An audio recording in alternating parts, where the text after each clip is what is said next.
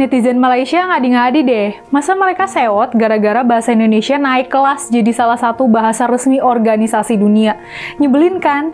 Jadi pada akhir November lalu, bahasa Indonesia dinobatin jadi salah satu bahasa resmi United Nations Educational, Scientific and Cultural Organization atau UNESCO. Bahasa Indonesia jadi bahasa ke-10 yang diakui sebagai bahasa resmi dalam sidang umum UNESCO.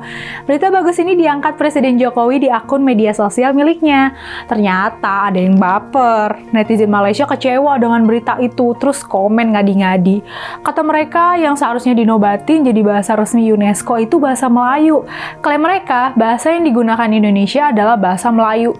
Aduh, gini ya, anggapan bahwa bahasa Indonesia itu bagian dari bahasa Melayu itu nggak tepat. Kepala Pusat Pembinaan Bahasa dan Sastra Kemendikbudristek Muhammad Abdul Kak bilang, bahasa Indonesia itu bahasa negara. Nah, bahasa Melayu adalah bagian dari bahasa daerah di Indonesia. Ada lebih dari 80 bahasa Melayu yang jadi bahasa daerah di Indonesia katanya. Udah gitu, Malaysia sama sekali nggak terlibat dalam upaya mengangkat bahasa Indonesia jadi bahasa resmi UNESCO. Dan nama yang kita ajukan bahasa Indonesia, bukan bahasa Melayu, kata Kak. Kak juga bantah klaim bahwa Presiden Jokowi setuju bahasa Melayu jadi bahasa ASEAN.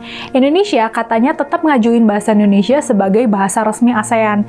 Jadi jelas ya, netizen tetangga kita lagi baper terus tantrum. Nah, kita nggak usah ikut-ikutan tantrum. Kita santai aja sambil mensyukuri capaian yang membanggakan ini. Setuju kan?